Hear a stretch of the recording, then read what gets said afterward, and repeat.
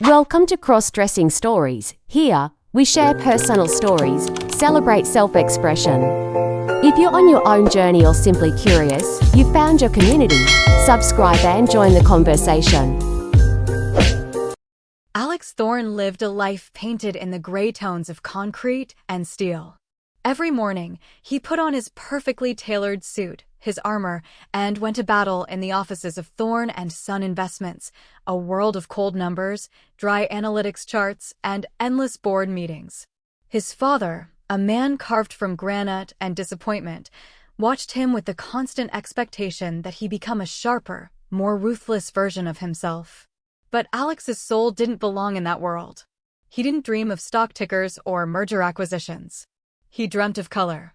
He secretly spent what little personal income he allowed himself on massive, expensive art books, hiding them under his bed like contraband. At night, when the city was silent, he would pull them out, losing himself in the passionate strokes of Van Gogh, the ethereal grace of Degas, the rebellious color of Monet. He had an eye, a raw, intuitive feel for beauty that no one in his world could possibly understand.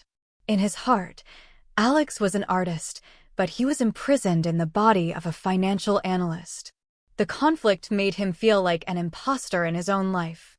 He moved through the world with a sense of displacement, a hollowness that no profit margin could ever fill. One day, while researching alternative investment trends for the firm, he stumbled upon a name, one whispered with reverence and fear in the most exclusive circles, the Cygnus Circle. It wasn't a company or a fund. It was a clandestine society, a secret consortium of the world's most powerful art dealers and collectors. They didn't just trade art, they shaped the market, made and broke artists' careers, and moved hundreds of millions of dollars in silent, private deals. They were the true gatekeepers of the art world.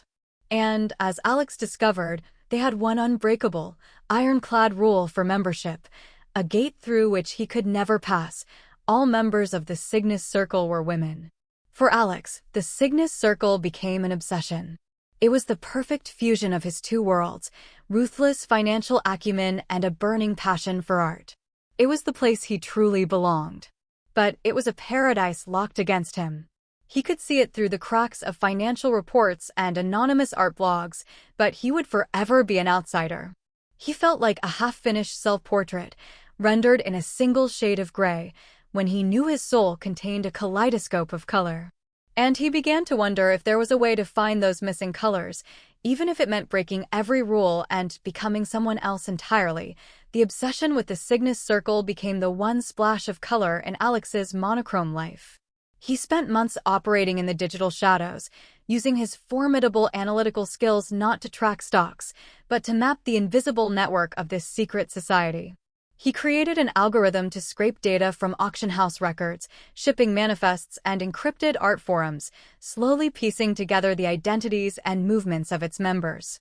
He learned their names: Beatrice Dubois, a Parisian kingmaker who could turn an unknown painter into a global sensation with a single nod; Kenna Sharma, a London-based antiquities dealer with a reputation for acquiring the impossible; and the enigmatic American matriarch of the group, a woman known only as Helena, who seemed to be the gravitational center of their universe. They were brilliant, powerful, and utterly inaccessible. The more he learned, the more his yearning to be among them grew. It wasn't just about the art or the money. It was about their way of seeing the world. They spoke a language of beauty, intuition, and nuance that he understood on a cellular level, a language that was alien in the brutally masculine world of Thorne and Son. His breakthrough came from a single, overlooked data point. He noticed that the Cygnus Circle held an annual, ultra-secret induction ceremony at a private, undisclosed location. It was their one moment of vulnerability. And he discovered that the key to getting an invitation was not through an application, but through a patron. An existing member had to vouch for a new candidate. As he was resigning himself to the impossibility of it all, his algorithm flagged an anomaly. Kenna Sharma, the London dealer, had recently suffered a massive, public loss. A priceless artifact she had guaranteed for a client was exposed as an incredibly sophisticated forgery. The financial hit was significant, but the damage to her reputation, her most valuable asset, was catastrophic. For the first time, one of the untouchable women of Cygnus was vulnerable. An idea, wild and audacious, began to form in Alex's mind. It was a long shot, a gamble of insane proportions. He knew from his research that the forger behind the piece, a shadowy genius known only by the pseudonym Silas, had vanished. But Alex, with his unique blend of artistic sensibility and data mining prowess, believed he could find him. If he could deliver Silas, or at least the proof of his methods, to Kenna Sharma, it would be a gift of such immense value that it might just buy him a seat at the table. But how to approach her? Alex Thorne, the son of her business rival, would be dismissed instantly. He needed an intermediary, a persona that could navigate her world. This was the moment the lock on a door deep within himself began to turn. The thought, when it first surfaced, was so foreign and yet so strangely, intuitively right that it made him dizzy. To enter their world, he couldn't be a man trying to break in. He had to be one of them. He didn't start with clothes or makeup. He started with a name. He sat for hours in his silent, gray apartment, letting the idea take root. The name that came to him felt less like a creation and more like a memory. Arden. It felt elegant, intelligent, and strong. He created a new, secure email address and a sparse, but intriguing online profile for Arden, an independent art consultant with a mysterious background. This was his first, tentative brushstroke in a new self-portrait. And as he typed out the name Arden, he felt a flicker of something he hadn't felt in years. It was a warm, unfamiliar glow, a glimmer of vermilion in the vast, empty gray. For the first time, he wasn't just observing the colors. He was beginning to mix them. The creation of Arden was not a sudden transformation, but a slow, meticulous process of discovery. It began as a strategic necessity, but with each new layer Alex added to the persona, he felt a part of his own dormant soul stirring to life. Arden was not a costume. She was an excavation, a digging down to a part of himself he never knew existed. His first step was to give her a voice, not just a written one, but an intellectual one. As Arden, he began to participate in the high-minded, anonymous art forums that the Cygnus Circle members were rumored to frequent. He didn't post often, but when he did, his contributions were insightful, articulate, and displayed a breathtaking depth of knowledge. He wrote under Arden's name about the subtle influence of Japanese woodblock prints on early Impressionism, about the chemical composition of pigments used in the Florentine Renaissance. He debated the semiotics of a Rothko painting with an elegance and passion that Alex Thorne, the financial analyst, could never express. Slowly, Arden began to build a reputation. She became a respected, if enigmatic, voice in these elite digital spaces. She was a mind, a perspective, a disembodied intellect. And it was working. He found a trace of his own writing, a specific phrase he had used, quoted in a private, encrypted communication between two minor dealers on the fringe of the Cygnus network. They were talking about her. Arden was becoming real. Now he had to give this mind a physical form. The thought was both terrifying and exhilarating. He knew he couldn't just put on a dress. To be convincing, he had to understand the very fabric of a different existence. He began his research with the same obsessive detail he applied to financial markets. He studied posture, gait, the subtle, nonverbal language he had never noticed before. He watched hours of videos, not of models or actresses, but of powerful, intelligent women, CEOs, academics, artists. He studied the way they held themselves, the economy of their movements, the quiet confidence they projected. His first purchases were not clothing, but foundations. He bought a simple, high-quality wig, a chic, dark brown bob that felt both professional and stylish. He bought a pair of elegant, low-heeled shoes that would subtly alter his posture and gait. For weeks, he would practice in the privacy of his apartment after midnight, walking back and forth, feeling the different rhythm, the shift in his center of gravity. It felt awkward at first, like learning a new language with his body, but slowly, a new kind of grace began to emerge. Then came the clothes. He avoided anything overtly flashy or feminine. Arden was not a seductress. She was an intellectual, a professional. He chose timeless, architectural pieces, a beautifully tailored black blazer, a cream-colored silk blouse, tailored trousers. The first time he put on the full ensemble, the wig, the blouse, the blazer, and looked in the mirror, he was not prepared for what he saw. It was not Alex in a disguise. The reflection staring back at him was a stranger, and yet, paradoxically, it was the most honest version of himself he had ever seen. The softer lines of the hair framed his face in a new way, highlighting the sensitivity in his eyes that his severe, masculine haircut had always masked. The elegant cut of the blazer gave him a silhouette that felt right. It was a feeling he couldn't name, a quiet, profound sense of alignment, as if a miscalibrated instrument had finally been tuned correctly. A strange, unfamiliar warmth spread through his chest. It wasn't just a strategic persona anymore. He liked being Arden. He felt more himself in her clothes, in her posture, than he ever had in the suffocating armor of Alex Thorne's suits. This wasn't a brushstroke on a gray canvas. This was the discovery of a whole new palette of colors he never knew he possessed. While the persona of Arden was taking shape, Alex was relentlessly pursuing the ghost of Silas, the forger. This was the key, the audacious gambit that would either open the door to the Cygnus Circle or slam it shut forever. He approached the hunt like a master strategist, leveraging the full, formidable power of both his identities. As Alex Thorne, he had access to the immense resources of his father's firm. He used the company's powerful servers to run deep web searches and data analyses that would be impossible for a private citizen. He tracked the chemical signatures of the pigments used in the forgery, cross-referencing them with global supply chain databases to identify potential buyers of the rare and obscure materials. He built a financial profile of the forgery market, tracing the flow of illicit money through a labyrinth of cryptocurrency and shell corporations. Alex was building the what and the how of the crime. But it was as Arden that he hunted for the who and the why. As Arden, he moved through the shadowy, coded world of art conservationists, disgruntled academics, and black market dealers. He used her reputation as a brilliant, enigmatic scholar to gain access to circles Alex never could. In encrypted chats, he would discuss the forgery not as a crime, but as a work of art in itself. He praised the forger's breathtaking technical mastery and profound understanding of historical context. He was not a cop seeking a criminal, he was an aficionado seeking a master. This dual approach began to yield results. Alex's data analysis narrowed the forger's location to a small, specific region in northern Italy known for its traditional artisans. Meanwhile, Arden's empathetic approach earned her a crucial piece of intel. An old, disgraced art historian, lured in by Arden's intellectual respect, confided in her that Silas was not motivated by money alone.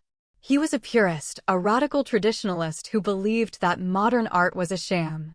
His forgeries were an act of protest, a way to prove that he could replicate the soul of the old masters in a way no modern artist could.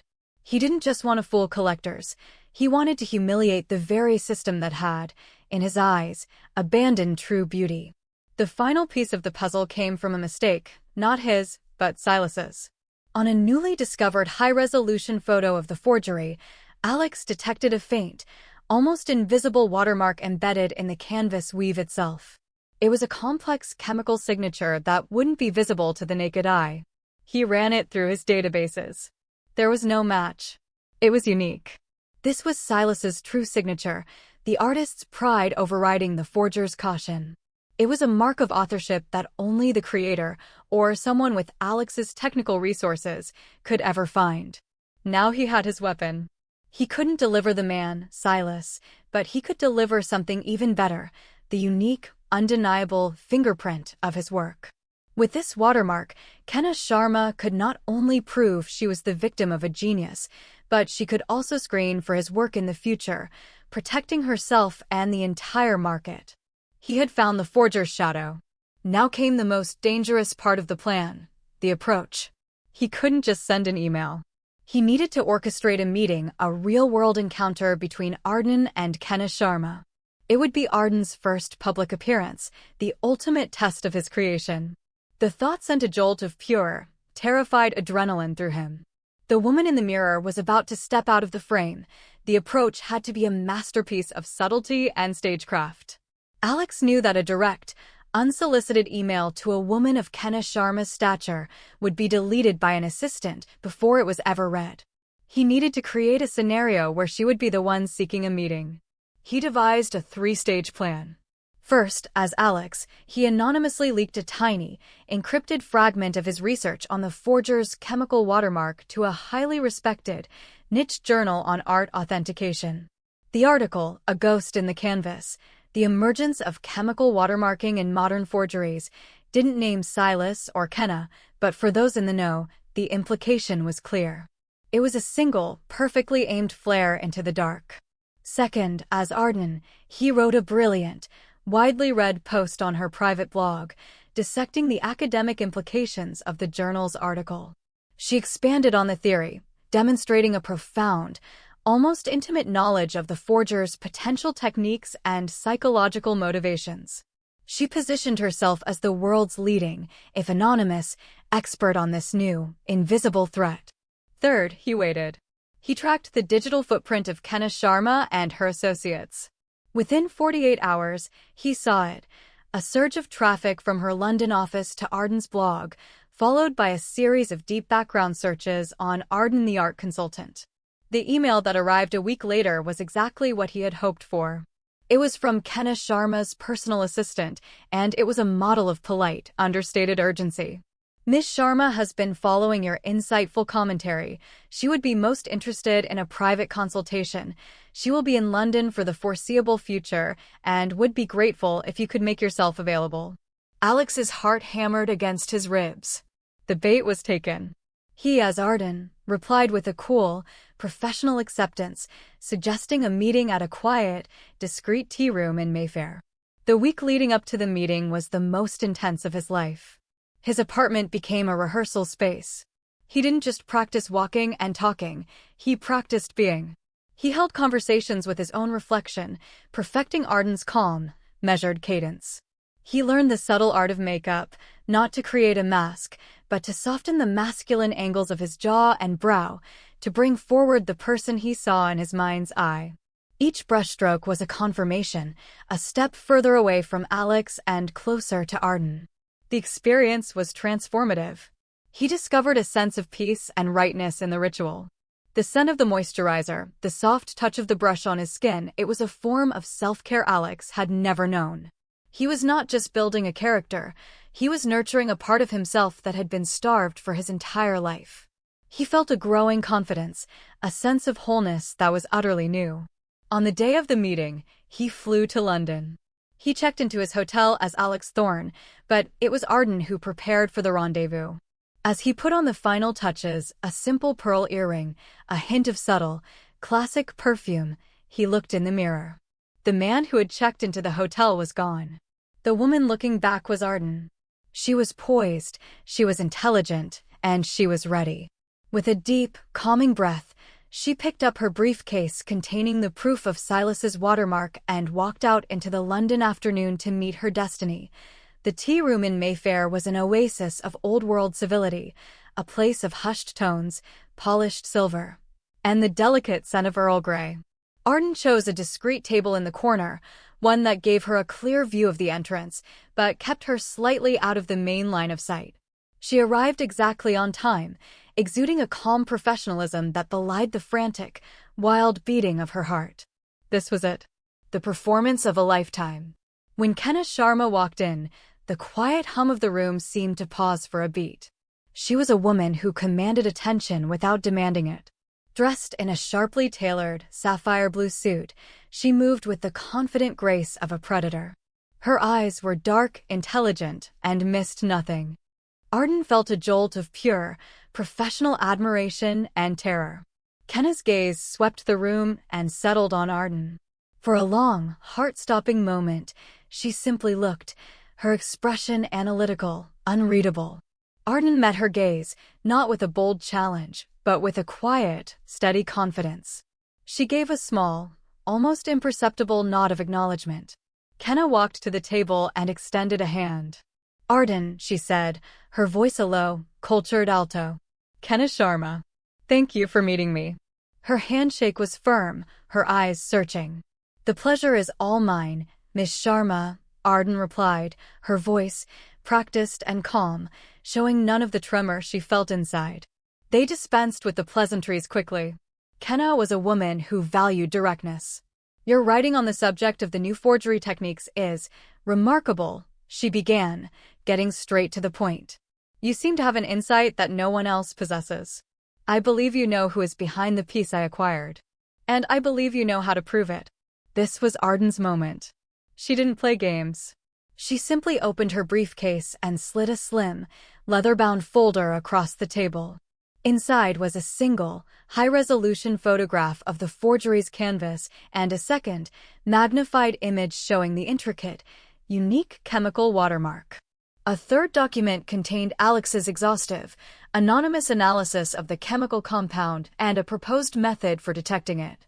Kenna studied the documents in silence, her focus absolute. Arden saw her eyes widen slightly as she absorbed the implications. The proof was undeniable, elegant, and revolutionary. It was the key to restoring her reputation. She finally looked up, her gaze sharp, pinning Arden to her seat. This is extraordinary, she said slowly. This is a gift of immense value. What do you want in return? Arden took a slow, deliberate sip of her tea. She had rehearsed this moment 100 times. I want what you have, Miss Sharma, she said, her voice quiet but firm. I want a seat at the table. I am aware of the Cygnus Circle. I know its purpose and I know its rules. My discretion and my abilities, as you can see, are considerable. I believe I would be an asset to your organization. Kenna leaned back, a slow, dangerous smile playing on her lips. She was not shocked, she was intrigued. She had been expecting a request for money, a consulting fee. This was something else entirely. This was a gambit for power. You are very bold, Arden, she said, her eyes gleaming with a newfound respect. And you are very well informed. You know, of course, that membership is by invitation only. One must be sponsored. Yes, Arden replied, holding her gaze, her heart pounding. That is why I came to you. I am asking you to be my patron. The silence stretched, thick with unspoken calculations.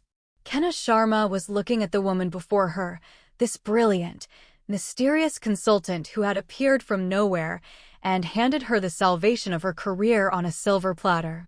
She saw the intelligence, the ambition, the audacious courage. She saw a reflection of herself. The annual induction is in 3 weeks, Kenna said finally, a decision made. It is in a very private location. You will be my guest. But be warned, Arden. Getting through the door is one thing. Earning your place inside is another thing entirely. Helena does not suffer fools gladly. Arden felt a wave of triumph so potent it almost made her dizzy. She had done it. The door was open. I look forward to the challenge, she said, her voice a perfect mask of calm. As Kenna left the tea room, Arden allowed herself a single, deep, shuddering breath. The gamble had paid off. But as the adrenaline began to fade, a new, colder reality set in. She had passed the test as Arden. Now, she had to survive a weekend surrounded by the most powerful and perceptive women in the world, with a secret that could destroy everything. The invitation arrived a week later. It was not an email, but a single, thick card of cream-colored stock, delivered by a private courier. It bore only a simple, elegant emblem of a swan in flight, the sigil of the Cygnus Circle, and a set of coordinates for a private airfield in the Swiss Alps. There were no other instructions. The 3 weeks leading up to the induction were a blur of intense preparation. Alex, now living almost full-time as Arden, plunged deeper into his transformation. This was no longer about a single meeting, it was about sustained, high-stakes immersion. He worked with a private voice coach, not just to perfect his pitch, but to learn the art of holding a room's attention with quiet authority. He consulted with a stylist who specialized in dressing female executives, curating a small but flawless wardrobe for the weekend. Each choice was strategic, A cashmere dress that conveyed soft power, a tailored pantsuit for intellectual rigor, a simple, elegant gown for the formal dinner. But the most profound changes were happening on the inside. Living as Arden, Alex felt a sense of liberation he had never imagined. In the cutthroat world of Thorne and Son, his natural empathy, his intuitive understanding of people, and his love for beauty had been liabilities to be suppressed. In Arden's world, they were his greatest strengths. He felt his personality expanding, his senses sharpening. He was more confident, more articulate, more himself.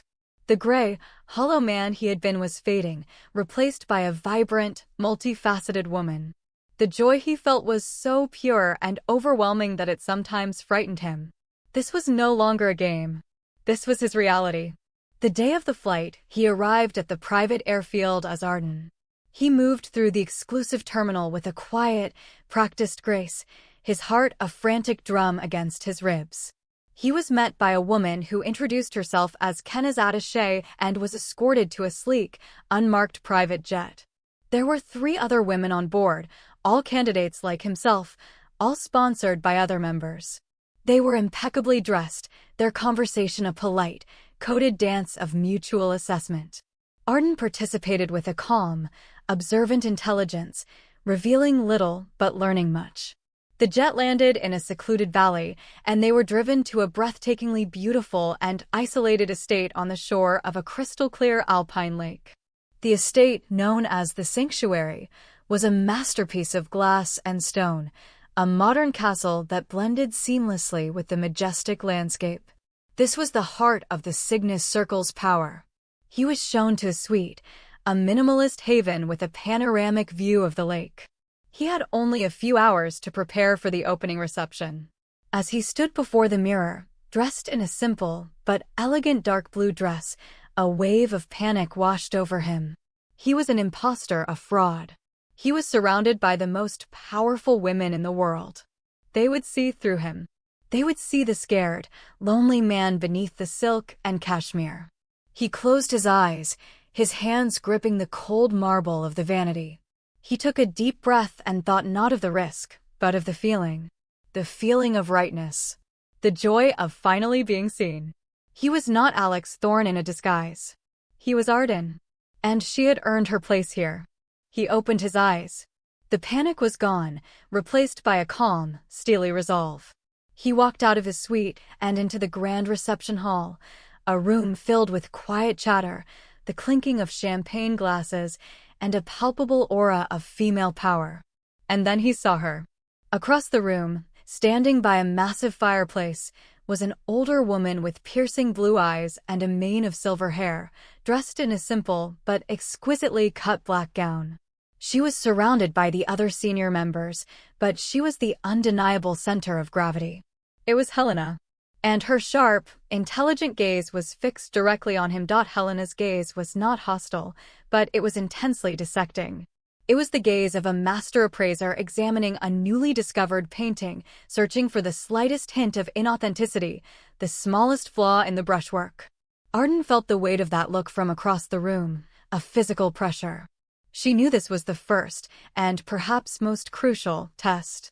To falter, to look away, to show any sign of intimidation, would be to fail. She held Helena's gaze, her expression a mask of polite, calm neutrality. She did not approach. Instead, she took a glass of champagne from a passing waiter and turned her attention to a large, abstract painting on the wall, studying it with the focused, genuine interest of a true connoisseur. It was a calculated move, a signal that she was not here to supplicate, but to participate. She would not be summoned. She would be met. The gambit worked.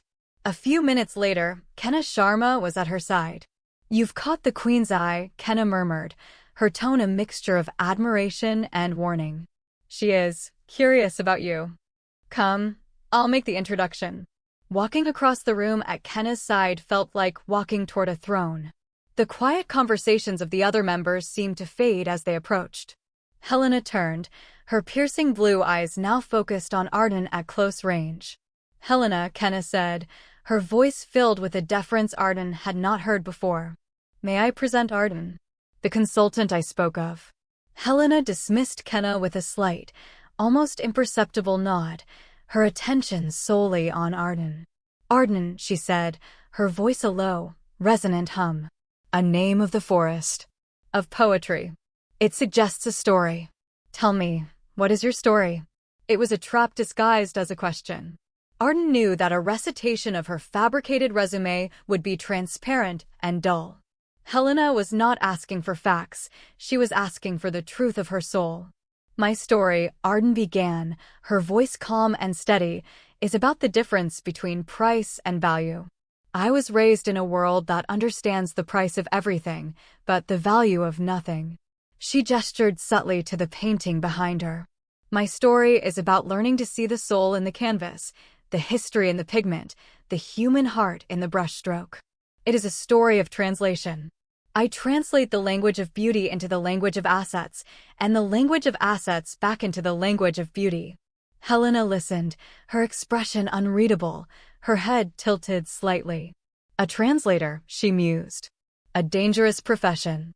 One can easily become a traitor to both sides." "Only if one is loyal to the transaction," Arden replied smoothly. "My loyalty is to the art itself. The art is the only thing that is truly real. The money is just the story we tell ourselves about it." A flicker of something, surprise, respect, danced in Helena's eyes. A slow, thin smile touched her lips. "Well said," she conceded. "Very well said. Enjoy the champagne, Arden. We will speak again." With that, she turned, and the audience was over. Arden felt as though she had just survived a quiet, brutal interrogation. Kenna gave her arm a slight, reassuring squeeze. "You passed," she whispered. "For now." The rest of the evening was a series of similar, though less intense, encounters. Arden was introduced to the other senior members, each a titan in her own right. They circled her like elegant, intelligent sharks, their questions sharp, their observations keen. They discussed market trends, the ethics of repatriation, the future of digital art. Arden held her own, drawing on her deep well of genuine knowledge and the quiet confidence she had discovered within herself. She was not just playing a part, she was being the person she had always been on the inside. For the first time in her life, she was in a room full of people who spoke her native language. The feeling was so profoundly intoxicating, so deeply affirming, that she almost forgot the secret she was hiding. But as she retired to her suite that night, the adrenaline gave way to a chilling thought. She had convinced them she was a brilliant woman. Now, she had to survive a full weekend of being one. The second day was a series of structured, high-stakes intellectual challenges designed to test the mettle of the new candidates. It began with a blind appraisal session. The 4 candidates, including Arden, were led into a private gallery where 4 covered artworks were displayed. One by one, the pieces were unveiled. They were a deliberately eclectic mix, a rediscovered old master sketch, a complex piece of modern Chinese sculpture, a seemingly authentic Roman antiquity, and a vibrant and signed contemporary painting. Their task was to assess each piece, not just for its authenticity and potential market value, but for its provenance, its cultural significance, and its soul. It was a test of knowledge, intuition, and intellectual courage. Arden felt a surge of pure, unadulterated joy. This was not a performance. This was her native element. She spoke about the sketch with a quiet authority, identifying the artist's school and pointing out the faint, telltale signs of a specific paper mill used in 17th century Florence. She analyzed the sculpture not just as an object, but as a commentary on the rapid industrialization of modern China. It was the Roman antiquity that gave her pause. The other candidates were confident, pointing to its classical form and the chemical analysis of its patina. But Arden felt a nagging sense of dissonance. Something was wrong. The piece was too perfect, the narrative too clean. "It's a fake," she stated quietly when it was her turn. A ripple of surprise went through the room. The other candidates looked at her with a mixture of shock and pity. Helena, who was observing from the back of the room, raised an eyebrow. "On what grounds, Arden?" "The spectroanalysis is consistent with the period." "The analysis is of the material, not the artist," Arden replied, walking closer to the statue. The Romans, for all their engineering genius, had a deep-seated superstition about perfect symmetry. They believed it invited the envy of the gods. There is always a small, deliberate flaw, an asymmetry to appease fate. She pointed to the statue's eyes. These are perfectly symmetrical. It's an object of immense skill, but it was made by a modern mind, one that worships perfection. It has no fear of the gods. It has no soul. There was a long, stunned silence. Then, Helena began to clap, a slow, deliberate applause. "Bravo," she said, her voice ringing with genuine admiration. "She is correct. It is a masterpiece of modern forgery." The rest of you saw the data. Arden saw the truth. The moment was a triumph. Arden felt a rush of validation so powerful it was dizzying. She had not only proven her worth, but she had done so by being completely, authentically herself. In that moment, the line between Alex and Arden didn't just blur, it vanished. There was only her. But the triumph was short-lived. That afternoon, during a less formal gathering by the lake, the conversation turned to more personal matters. Beatrice Dubois, the Parisian dealer, a woman with a deceptively warm smile and eyes like chips of ice, turned to Arden. "Your insight is remarkable, Sherry," she said. "One would think you have been in this world your entire life. Tell me, where did you get your start? Who was your mentor?" The simple, direct question was a dagger. Arden's carefully constructed but intentionally vague backstory had no room for a mentor. A name could be checked, a history verified. She gave a practiced, elegant answer about being self-taught, about a life spent in libraries and private study. But for the first time, she felt a flicker of uncertainty. She saw a brief, calculating look pass between Beatrice and another member. Later that evening, as she was returning to her suite, she overheard two of the other candidates talking in hushed tones down the corridor. "So mysterious," one of them whispered. "No one knows where she came from. Kenna found her, but even she doesn't seem to know her full history. It's strange." A cold dread began to seep into Arden's veins. She had passed the test of intellect, but she had forgotten about the test of intuition. These women were master readers of people. They dealt in provenance, in history, in the verifiable truth of an object's past. A person with no past, no verifiable story, was an anomaly. She was a canvas with no signature, a masterpiece with a questionable provenance. And in their world, that was the most dangerous thing to be. The first, tiny crack had appeared in her perfect canvas. The final day of the induction weekend was built around a single, climactic event, a private, high-stakes art auction. This was the heart of the Cygnus Circle's power. The lots were not just paintings, they were opportunities, strategic assets. The centerpiece of the auction was a recently discovered, privately held masterpiece by Artemisia Gentileschi, a rare and incredibly valuable work. This was not just a test of a candidate's eye, but of their nerve, their financial acumen, and their strategic aggression. Each candidate was given a theoretical line of credit and was expected to bid, to show their mettle in the heat of financial combat. Arden, however, had a different agenda. The overheard conversation had shaken her. She knew her carefully constructed identity was fragile. She needed to solidify her position, to make herself indispensable not just for her knowledge, but for her connections. She needed to bring the circle something only she could provide. She needed to leverage the ghost of Alex Thorne.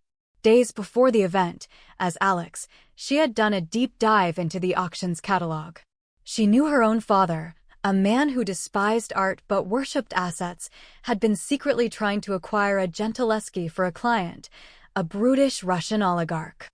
Using his access to Thorne and Sons' private servers, Alex had seen the confidential bidding limit his father had authorized, a staggering $75 million. This was her play. She would not bid for herself.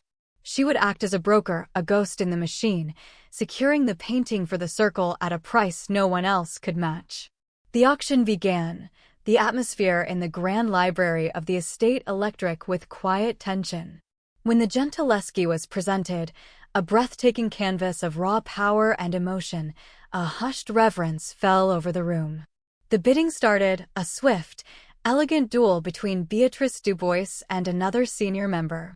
The price climbed rapidly, 50 million, 55, 60. At 65 million, Beatrice hesitated. It was a steep price, even for a masterpiece. The room was silent. This was Arden's moment. 70 million, Arden said, her voice calm and clear, cutting through the silence. A collective, sharp intake of breath went through the room. It was an audacious, almost reckless bid from a candidate. Beatrice turned and looked at her, an eyebrow raised in a silent, dangerous question. Arden did not look at Beatrice. She looked directly at Helena. "I am not bidding for myself," she announced, her voice resonating with quiet authority. "I am bidding on behalf of a third party, an investor from my former world who wishes to remain anonymous. He has authorized me to go as high as 75 million. However, he is a brute. A dragon who wishes to lock this masterpiece away in a private vault where it will never be seen again. My loyalty, as I have stated, is to the art." She paused, letting the implication of her words sink in. She was offering them a choice. "I am prepared to execute my client's final bid," she continued. "Or, the Cygnus Circle could acquire the piece for 71 million, and I will inform my client that he was unfortunately, and narrowly, outbid by a more passionate collector. He will suffer the financial disappointment, but the art will remain where it belongs among those who truly value it." It was a move of breathtaking audacity. She was openly manipulating a multi-million-dollar transaction. She was leveraging insider information from a world they couldn't access. She was proving her value not just as a connoisseur, but as a strategic player with a unique and ruthless advantage. Helena stared at her, her expression a mask of cold calculation. Arden could see the matriarch's mind working, weighing the risk against the reward. She was offering them a masterpiece at a discount and simultaneously proving her ability to navigate and manipulate the shark-infested waters of the financial world. She was the perfect bridge between their two worlds. 71 million, Helena said finally, her voice sealing the deal. "Sold." To the Circle. A wave of relief and triumph washed over Arden. She had done it. She had turned her greatest vulnerability, her connection to the world of Alex Thorne, into her greatest asset. But as the members of the Circle turned to her, their expressions a new mixture of respect, awe, and a hint of fear, she saw her father's ghost in their eyes. She had won the battle using his tactics, his money, his world. She had proven she was worthy. But in doing so, she had tied herself even more tightly to the very identity she was trying to escape. Her gambit at the auction had irrevocably shifted the dynamics. Arden was no longer just a candidate, she was a power player. She had demonstrated a unique and potent combination of artistic sensibility and corporate ruthlessness that none of the other candidates could match. The whispers about her mysterious past didn't vanish, but their tone changed. What had been a source of suspicion was now a source of intrigue. She was an enigma, and in their world of secrets and shadows, an enigma was a valuable commodity. The final ceremony was held that evening in the estate's formal dining hall. It was a solemn, candlelit affair. The four candidates sat at a small table, separate from the main table where the senior members were gathered, waiting for the verdict. One by one, 3 of the senior members rose and announced their decision. 2 of the other candidates were formally invited to join the circle. One was politely, but firmly, dismissed. Then, there was only Arden. A heavy silence descended on the room. Helena, seated at the head of the table, rose to her feet. Her gaze was fixed on Arden, her expression as unreadable as ever. "We come to our final candidate," Helena began, her voice filling the silent hall. "Arden. A woman of extraordinary talent, but of questionable provenance. She is a ghost. A brilliant, beautiful, and potentially dangerous ghost." She paused, letting the words hang in the air. Arden's heart pounded. This was it. The purpose of the Cygnus Circle, Helena continued, is to protect the soul of art from the soullessness of commerce. To do this requires a deep and abiding understanding of both worlds. It requires the eye of a poet and the heart of a killer. It is a rare combination. Many of us here have spent a lifetime trying to master it. She picked up a single, sealed envelope from the table in front of her. The members of this circle are not in unanimous agreement. Some believe the risk you represent is too great. They believe that a ghost with no past cannot be trusted with our future. Helena began to walk slowly toward Arden's table. I, however, believe that the greatest works of art are often the ones with the most complicated histories. I believe that sometimes a ghost is precisely what we need. She stopped in front of Arden and placed the envelope on the table. Inside, Arden knew, was either an invitation or a dismissal. Your performance at the auction was a masterstroke of strategy, Helena said, her voice now a low, intimate murmur for Arden alone. But it also revealed something of your nature. You are loyal, but your loyalty is complex. You are a translator, as you said. But I am still not certain which language is your native tongue. She looked Arden directly in the eye, her gaze piercing, as if trying to see the very soul beneath. This invitation is provisional.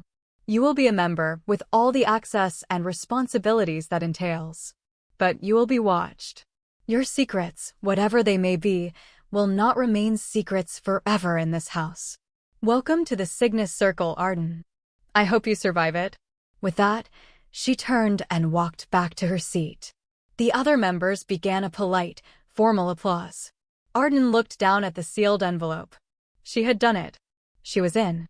She had achieved the impossible. But Helena's words echoed in her mind, your secrets will not remain secrets forever. The joy of her victory was tinged with a cold, terrifying reality. She had not escaped the prison of Alex Thorne. She had just exchanged it for a more beautiful and infinitely more dangerous, gilded cage. And the warden of this new prison was Helena, a woman who now had a vested interest in discovering the truth of who she really was. Becoming a member of the Cygnus Circle was like stepping through a looking glass into a world of unimaginable privilege and power. Arden was given access to a new life. The Circle maintained a number of discreet, luxurious apartments in major world capitals for its members, and she was given the keys to a beautiful, light-filled flat in Paris with a view of the Luxembourg Gardens. For the first time in his life, Alex had a space that was entirely his, or rather, entirely hers. It was not the oppressive gray of his father's house or the sterile anonymity of his own bachelor apartment. This was Arden's home. The transformation that had begun as a strategy now fully blossomed into a life. Alex Thorne, for all intents and purposes, began to disappear. He arranged for an extended, indefinite leave of absence from Thorne and Son, citing a vague overseas consulting project, an excuse his father accepted with a grunt of disinterest, more concerned with Alex's lack of killer instinct in the boardroom than his physical whereabouts. In Paris, Arden lived. She filled the apartment not with the severe, minimalist furniture Alex would have chosen, but with pieces that spoke to her soul. A velvet armchair the color of lapis lazuli, antique maps, shelves overflowing with books on art and poetry. Her wardrobe, once a small, strategic collection, expanded. She discovered the joy of different fabrics against her skin, the cool slip of silk, the soft embrace of cashmere. She found she loved the color green, the elegant line of a well-cut dress, the satisfying click of heels on a polished wooden floor. This external transformation was a reflection of a profound internal one. The constant tension of playing a part dissolved, replaced by the simple, peaceful act of being. The joy she felt was no longer a fleeting, secret thing. It was her daily reality. She would wake up, look at her reflection, her own face, softened by a longer hairstyle, framed by a life of her own choosing, and feel a sense of peace that was utterly new. The feeling of being an imposter was gone. The only time she felt like an imposter now was when she had to make a brief, necessary phone call as Alex, his deeper voice feeling foreign and unnatural in her throat. Her work for the Circle was demanding and exhilarating. She was a natural. Her unique perspective allowed her to identify undervalued artists and predict market trends with an uncanny accuracy. She brokered deals, authenticated masterpieces, and traveled the world, moving through the highest echelons of the art scene with a quiet, confident grace. She was respected, admired, and powerful. But Helena's shadow was a constant presence. The matriarch was her mentor, a relationship that was a complex mixture of genuine guidance and subtle, relentless scrutiny. They would have weekly calls, dissecting deals and discussing strategy. Helena's questions were always probing, often circling back to Arden's past, her education, her supposed influences. "Your intuition is remarkable, Arden," Helena commented during one call, after Arden had correctly identified a masterpiece as a forgery based on a subtle anachronism in the subject's posture. "It's as if you were born with a century of knowledge in your head. And yet, you have no formal paper trail. No university records of any significance. You are a true autodidact. A unicorn." The compliments were always double-edged, a constant reminder that she was a puzzle Helena was determined to solve. Arden knew that she was walking on a beautiful, fragile sheet of glass. The life she had built was perfect, the person she had become was real. But the secret of her past, the ghost of Alex Thorne, was a fatal flaw beneath the surface. And she knew that Helena, with her appraiser's eye, would keep tapping at the glass until she found it. The beautiful, fragile piece of Arden's Parisian life was shattered by a single, curt email from his father's secretary. It was not a request, it was a summons. "Your father requires your presence in New York. The annual general meeting of Thorne and Son is in 2 weeks. Your attendance is mandatory." The email was a bucket of ice water, jolting him back into a reality he had blissfully forgotten. For months, he had been Arden. The thought of having to resurrect Alex Thorne felt like a physical violation, a grotesque and painful regression. He stared at his reflection in the antique mirror of his Parisian apartment, at Arden's face, her soft hair, the elegant silk blouse she wore.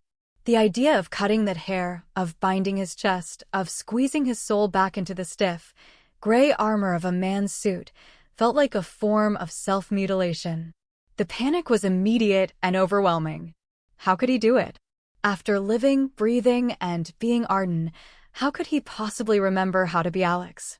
The voice, the posture, the entire way of being felt like a foreign language he had long forgotten. He called Kenna, the only person in the Cygnus circle he could confide in, though even she didn't know the full truth. He framed it as a business problem. "I have a prior, unavoidable commitment from my old life," he explained, his voice as Arden tight with stress. "It requires me to go dark for a week. I'm concerned about how Helena will perceive my absence."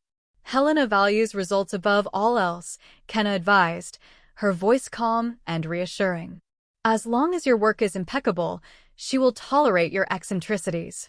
Handle your business, Arden. We will be here when you return."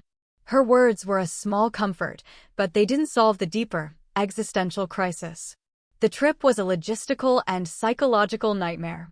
He had to pack 2 suitcases, one for Arden's life in Paris and one for Alex's brief, terrible resurrection in New York. The act of folding Alex's starched shirts and gray trousers felt like packing for his own funeral. The flight to New York was torturous. He boarded as Arden and had to deplane as Alex.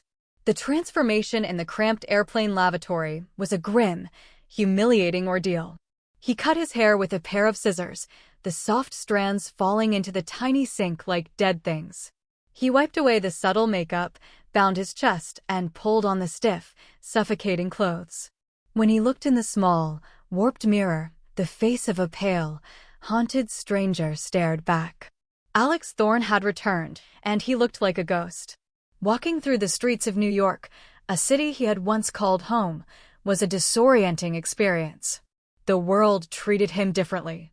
Men gave him the subtle, almost imperceptible nod of masculine acknowledgement. Women deferred to him in crowded spaces. The privileges of being a man, which he had never even noticed before, now felt abrasive and wrong.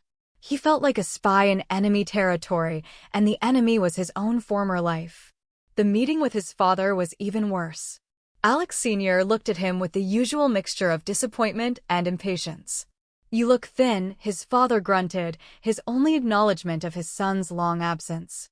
"This consulting of yours, is it profitable?"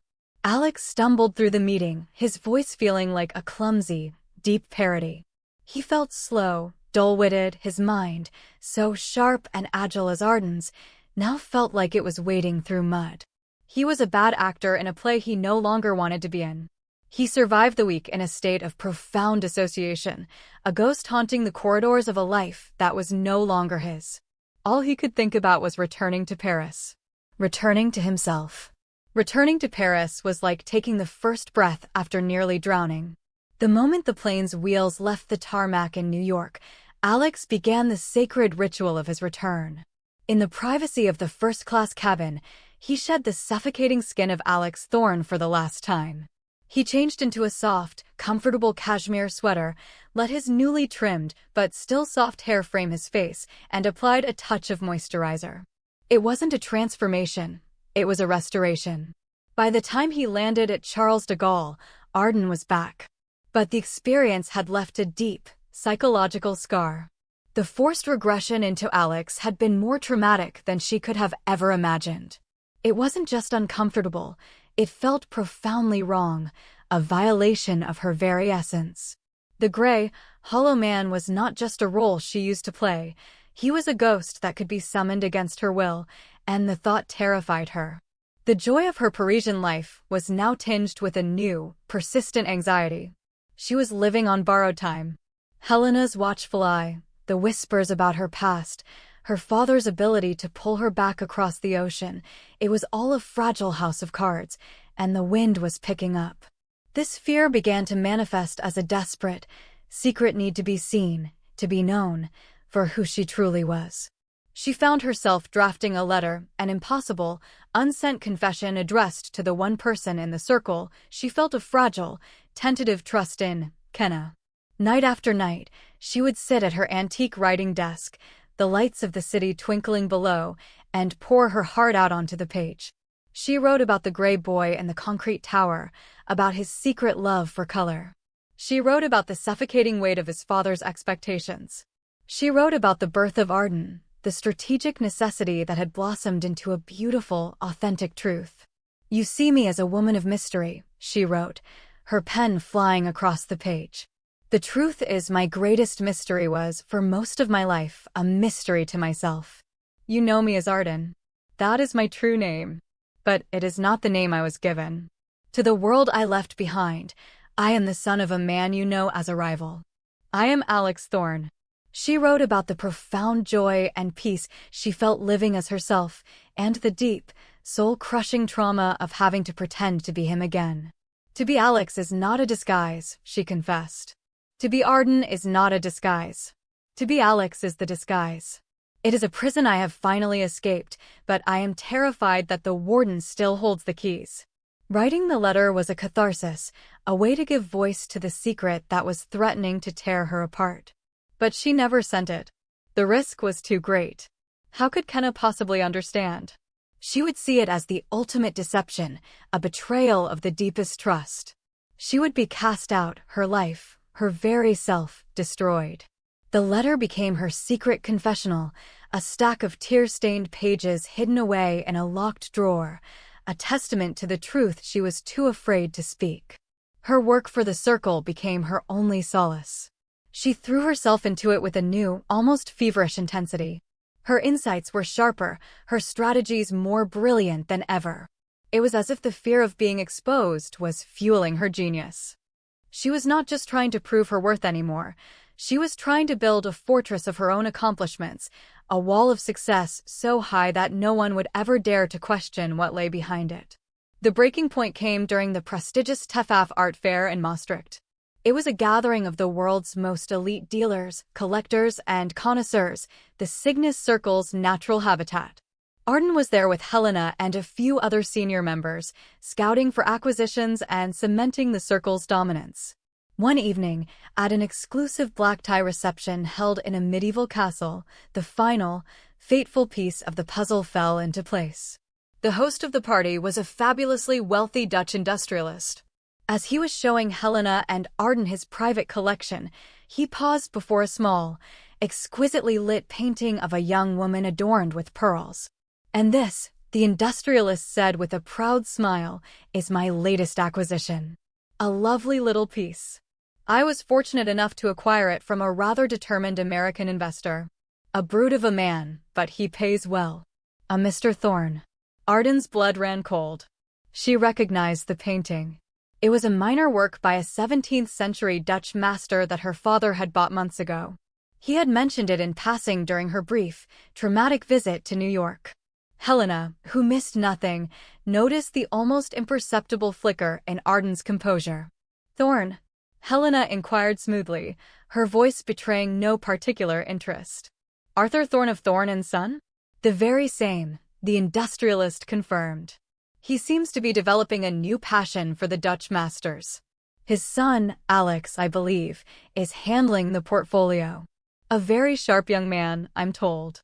It was a casual, insignificant remark, but in the silent, charged space of Arden's secret, it was a lit fuse.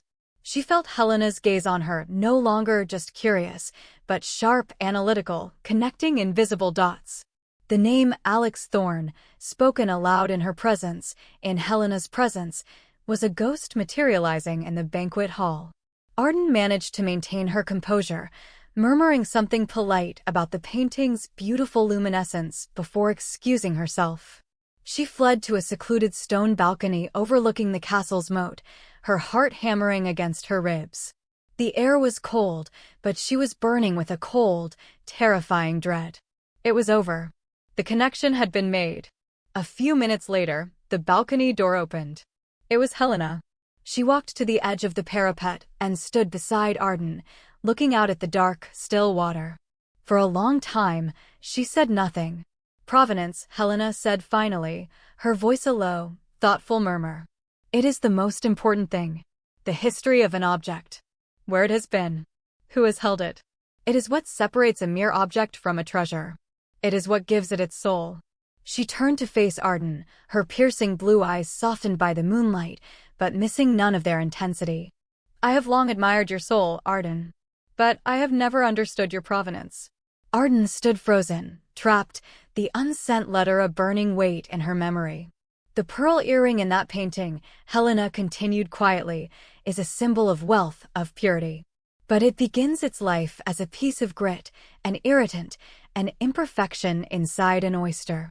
The oyster, in its attempt to protect itself from this foreign body, covers it layer by layer in nacre, in beauty, until it creates a perfect, luminous pearl." She took a step closer. "You are the most luminous pearl I have encountered in a very long time, Arden. But I have always suspected there was a piece of grit at your core. A secret. A pain you have been carefully, beautifully, covering your entire life." She paused, her gaze holding Arden's. "Tonight, I believe I finally understand. Thorne's son. Alex, that is the name of your ghost, isn't it?" The question was not an accusation. It was a quiet, empathetic statement of fact. The secret was out. The glass had finally shattered. And in the ruins, Arden had nowhere left to hide. The world seemed to fall away. The distant sounds of the party, the cold night air, the solid stone beneath her feet, it all dissolved into the profound, terrifying intimacy of Helena's gaze. Arden's carefully constructed world had crumbled to dust with a single, quiet question. All the lies, the fears, the frantic, desperate paddling to stay afloat, it was all over. In the shattering silence, something unexpected happened. The terror that had been her constant companion for months finally broke, and what rushed in to fill the void was not despair, but a profound, shuddering wave of relief. The burden of the secret, a weight she hadn't even fully realized she was carrying, was gone. Tears, hot and silent, began to stream down her face. They were not tears of shame, but of a grief and a joy so immense she couldn't speak. It was the grief for the boy she had never been allowed to be, and the joy of the woman she had finally become, now seen in her entirety for the very first time. Helena did not press for an answer. She simply stood there, a patient, unwavering witness. She had appraised thousands of masterpieces in her life, and she knew that the moment of true unveiling was a sacred, fragile thing. When Arden finally found her voice, it was a raw, trembling whisper. "He was not a ghost," she said, the words aching with a lifetime of unspoken truth. "He was the cage." And then, the story poured out of her. Not the calculated, edited version from the unsent letter, but the raw, unfiltered truth. She spoke of the suffocating gray of her childhood, the secret world of color she escaped to at night. She spoke of the crushing weight of her father's expectations, of the profound wrongness she felt in her own skin. She told Helena about the creation of Arden as a strategy, a desperate gambit to enter a world where she might finally breathe. And then she spoke of the discovery. The shocking, terrifying, and ultimately joyous realization that Arden was not a character. She was the truth. The pearl.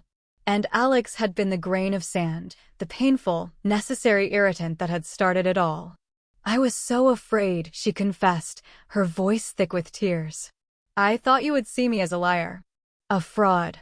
A man in a dress trying to steal your secrets. Helena listened to it all, her expression never changing, her quiet presence a profound and unshakable anchor.